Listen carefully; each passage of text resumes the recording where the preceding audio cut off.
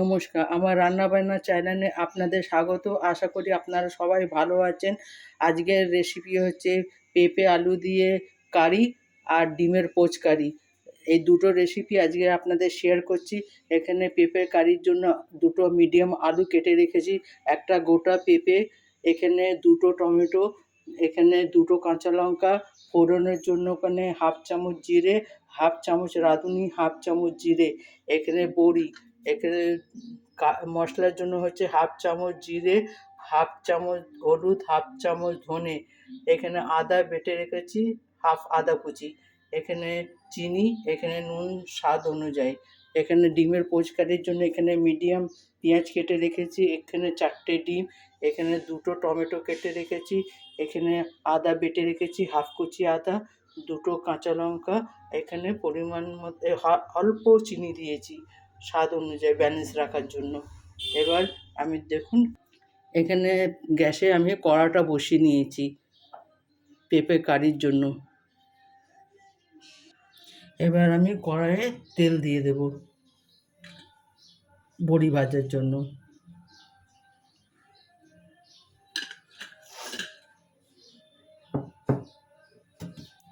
তেলটা গরম হয়ে যাক, আমি বড়ি ভাজবো।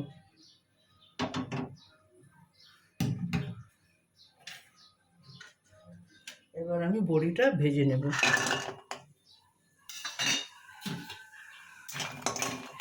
বড়িটা একটু লাল করে ভেজে তুলে নেবেন।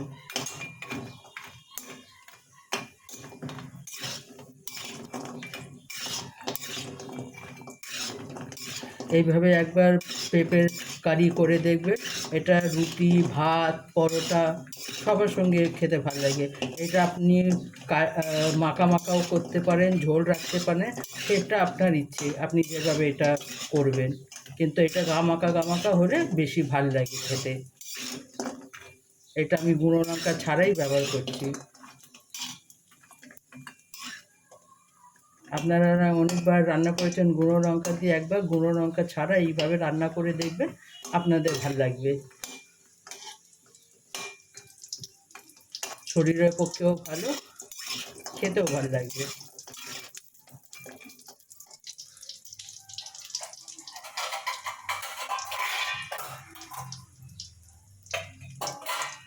বড়ি ভাজা হয়ে গেছে, বড়ি তুলে নেব।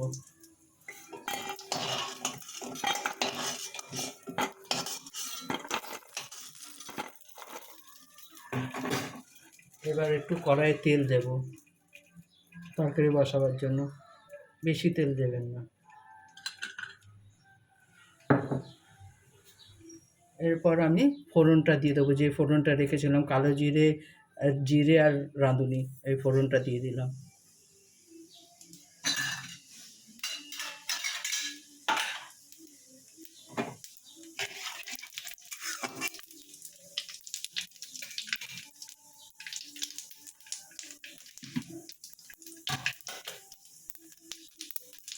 এরপরে আমি টমেটো দিয়ে দেবো। টমেটো দিয়ে দিলাম, কাঁচা লঙ্কা দিয়ে দিলাম,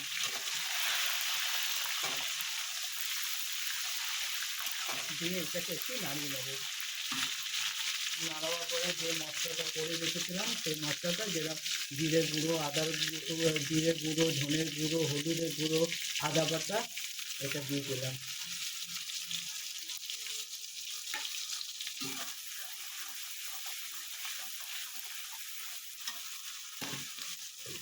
আপনারা একবার এইভাবে করবেন। একটুখানি জল দেবো যাতে মশলা পুড়ে না যায়।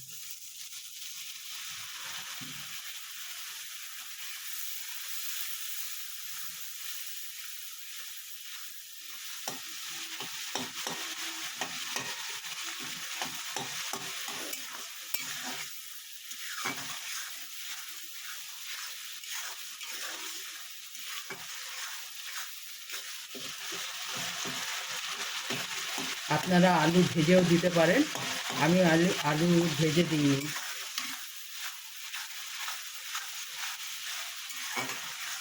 মশলাটা এইভাবে একটু ভালো মতন কষিয়ে নেবেন।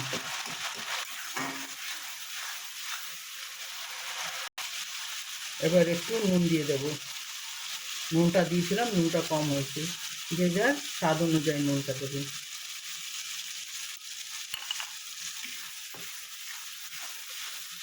মশলাটা আমার ভাজা ভাজা হয়ে গেছে। এবার আমি এটাকে আলু দেবো, যে আলুটা কেটে রেখেছিলাম সেই আলুটা দেবো।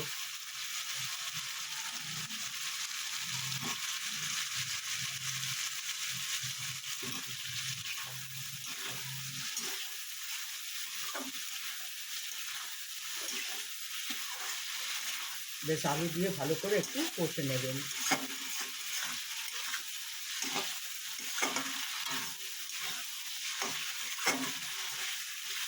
কারণ নতুন আলু তো সেদ্ধ হতে একটু সময় লাগে। এইভাবে কষিয়ে নেবেন। আলু ভালো মতন কষা হয়ে গেছে। এবার আদার গন্ধটা নিয়ে এবার আমি পেঁপে দিয়ে দেবো, যে পেঁপেটা আমি কেটে রেখেছিলাম, ধুয়ে কেটে রেখেছিলাম, সেই পেঁপেটা দিয়ে দেবো। পেঁপেটা দিয়ে একটু ভালো মতন আমি কষিয়ে নেবো।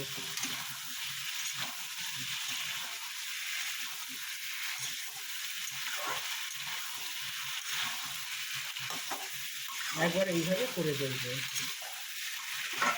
আমি আপনাদের জন্য রেসিপি শেয়ার করছি, রেসিপি ছাড়ছি, কিন্তু আপনারা কেউ কমেন্ট করে পাঠাচ্ছেন না যে কেরম হচ্ছে রান্না, খেতে কেমন। আপনারা কমেন্ট না করলে আমি কী করে ভাববো যে আমার রান্নাটা কেমন হচ্ছে, আদৌ আপনাদের পছন্দ হচ্ছে কি না। আপনার কমেন্ট করে জানালে আমার উৎসাহটা বাড়বে রান্নার জন্য। আমার বোনেরা দেখছে রান্নাটা, আমার মায়েরা দেখছে।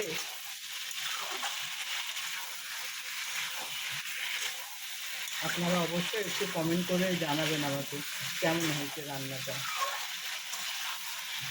এইভাবে একটু ভালো মতন কষিয়ে নেবেন।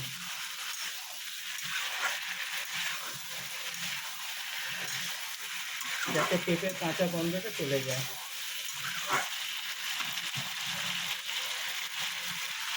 আমার পেঁপেটা প্রায় কষানো হয়ে গেছে। এবার আমি এটাতে জল দেবো।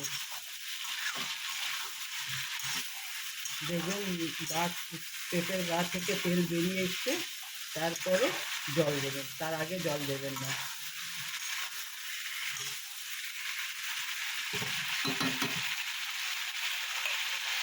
এবার আমি পরিমাণ মতো জল দেবো।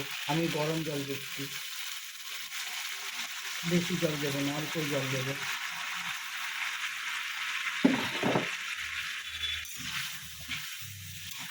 ব্যাস এইটুকু জল দেবো পেঁপেটা যাতে সেদ্ধ হওয়ার জন্য।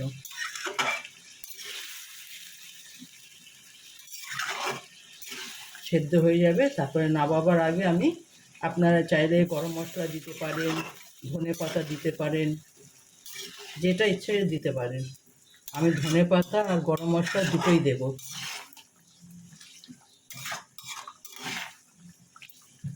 এবার এটা আমি ঢাকা দিয়ে দেবো সেদ্ধ হওয়ার জন্য। এবার আপনাদের সঙ্গে 5 মিনিট পরে আমি দেখা করছি। 10 মিনিট হয়ে গেছে, এবার ঢাকাটা সরিয়ে দেখবো সেদ্ধ হয়েছে কিনা।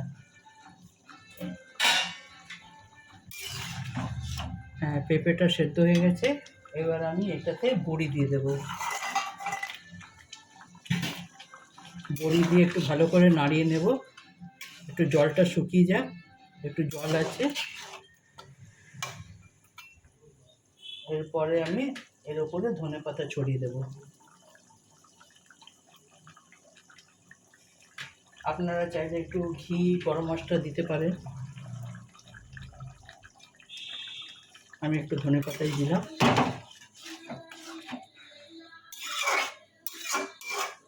এরকম পেঁপের কারি করে দেখবেন, আলু দিয়ে বেশ ভালো লাগে খেতে।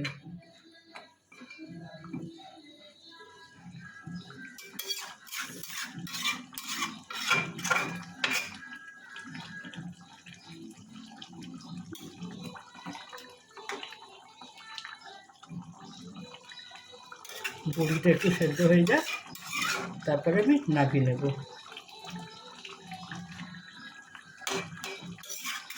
এটাতে একটু ঘিও দিতে পারেন, ঘি দিলে বেশ স্বাদ আসে। এবার আমি একটু ঢাকা দিয়ে দেবো বড়ি সেদ্ধ হওয়ার জন্য।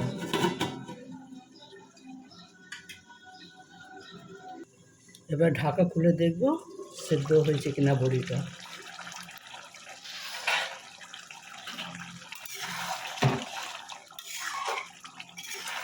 আমার পেঁপের কারি একেবারে রেডি। আপনারা একবার এইভাবে রান্না করে দিচ্ছেন, সম্পূর্ণ রেডি আমার।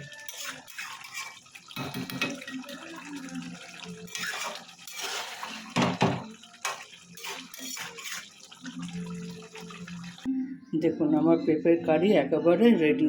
আপনারা এইভাবে একবার বানিয়ে দেখবেন, কেমন লাগে আমাকে কমেন্ট করে অবশ্যই জানাবেন।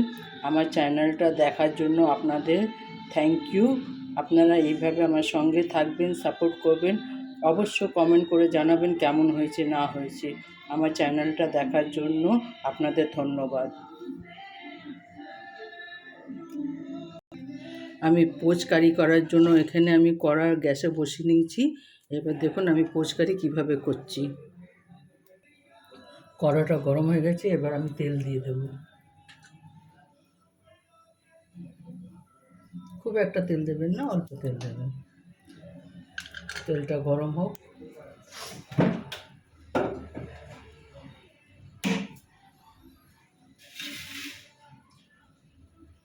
এরপর আমি এটাতে পেঁয়াজ দিয়ে দেবো। পেঁয়াজটা ভাজার জন্য পেঁয়াজ দিয়ে দেবো।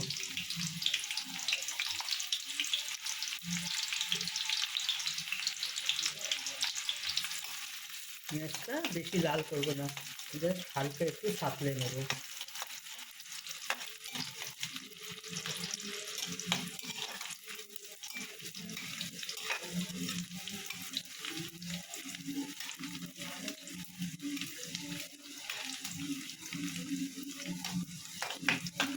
বেশি লাল করবেন না, বেশি লাল হয়ে গেলে তরকারিটা তেতো তেতো হয়ে যায়, আর তরকারিটা দেখতে একটু কালো কালো মতো হয়ে যায়।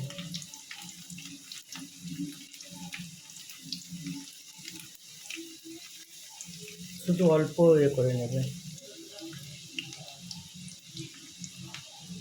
এরপর আমি এটাতে অল্প নুন দিয়ে দেবো, তাহলে পেঁয়াজটা তাড়াতাড়ি সেদ্ধ হয়ে যাবে।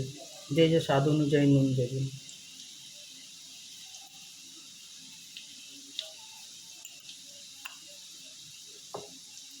নুনটা দিয়ে পেঁয়াজটাকে একটু ভালো করে নাড়িয়ে নেবেন। পেঁয়াজটা একটু লালচে লালচে মতো হয়ে এসছে।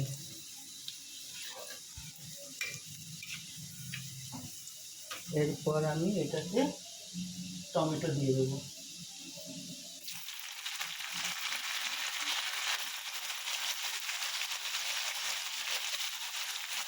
দুটো কাঁচা লঙ্কা দিয়ে দেবো, আর যেটা আদা বেটে রেখেছিলাম সেই আদাটাও দিয়ে দেবো। এই যে আদাটাও দিয়ে দেবো, দিয়ে এগুলোকে ভালো করে নাড়িয়ে নেবো।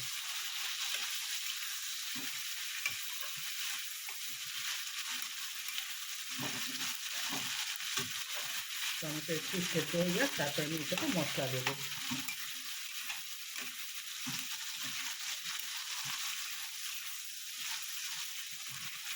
এখন এই টমেটো একেবারে সেদ্ধ হতে চায় না। সবাই বিক্রি করে দেশি টমেটো বলে, কিন্তু এখন কোনোটাই দেশি না। দেশি বলুন হাইব্রিড বলুন সব একই।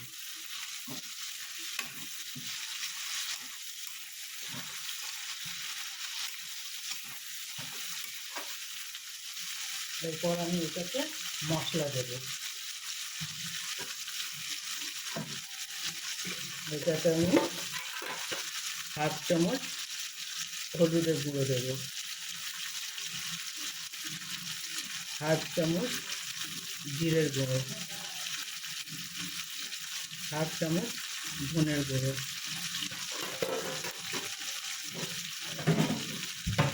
এরপর একটু জল দিয়ে দেবো যাতে মশলা পুড়ে না যায়।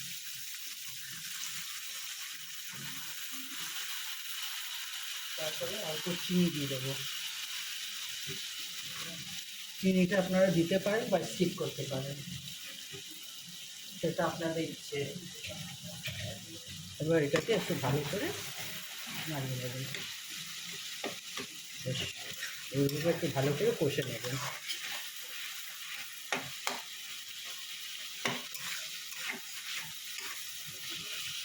কষা কষা হয়ে যাক। আমার কষা হয়ে গেছে একেবারে। টমেটো তেল ছেড়ে দিয়েছে। এরপর আমি এটাতে অল্প জল দেব, বেশি জল দেবেন না, অল্প জল, অল্প জল দিলাম।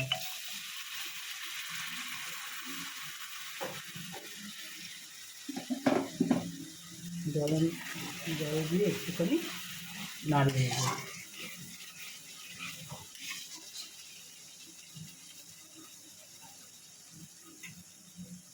নাড়িয়ে এবার ডিমটা ভেঙে এটাতে দিয়ে দেবেন।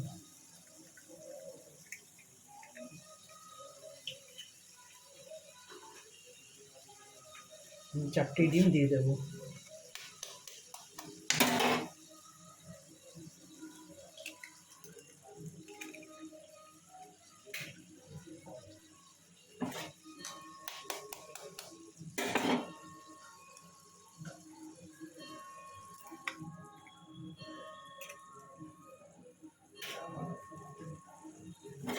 আপনারা আলাদা পোচ করেও দিতে পারেন, কিন্তু সেটা দিলে স্বাদটা আলাদা হয়ে যায়।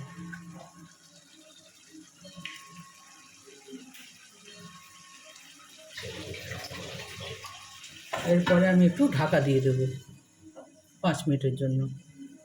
এবার ঢাকাটা সরিয়ে দেখব। এবার আলতোভাবে আমি উল্টে দেবো।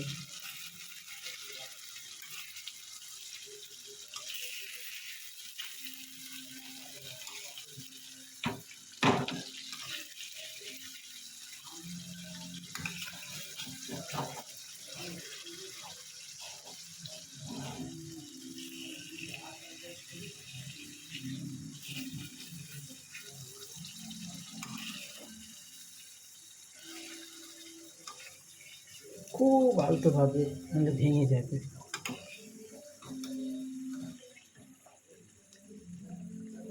খুব আলতোভাবে, মানে ভেঙে যাবে ভয় থাকে।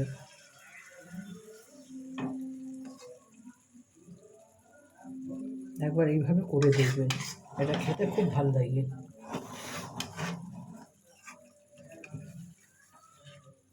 এইভাবে আমি 4টেকে উল্টে দিলাম।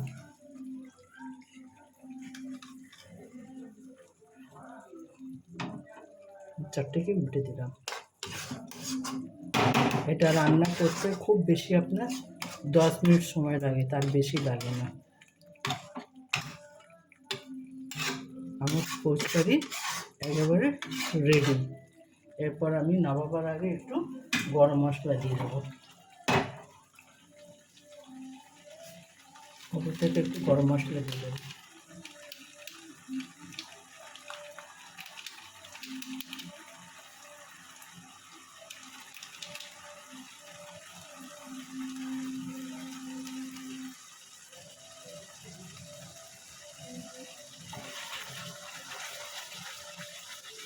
খুন্তি দেবেন না, নাহলে ভেঙে যাবে। একটু কড়াটা ধরে এরমভাবে নাড়িয়ে দেবেন। ব্যাস, আমার পোচ কারি একেবারে রেডি। এটা আপনি ভাত দিয়ে, রুটি দিয়ে খুব ভালো লাগে খেতে। এটা তো ঝোল হয় না, কিন্তু একেবারে দেখুন আমার একদম গা মাখা।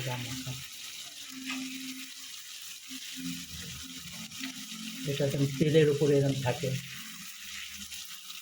আপনারা একবার এইভাবে বানিয়ে দেখবেন, খেতে খুব ভালো হয়।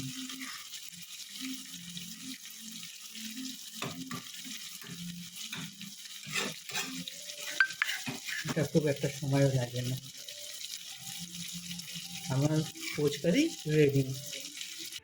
দেখুন আমার পোচ কারি একেবারে রেডি। আপনারা এভাবে বানিয়ে দেখবেন আর খেয়ে বলবেন কেমন হয়েছে। অবশ্যই কমেন্ট করে আমাকে জানাবেন। আপনারা কমেন্ট করে, আমি বারবার আপনাদের রিকোয়েস্ট করছি, আপনারা কমেন্ট করে আমাকে জানান কেমন হয়েছে না হয়েছে। হ্যাঁ, একবার এইভাবে রান্না করে দেখবেন।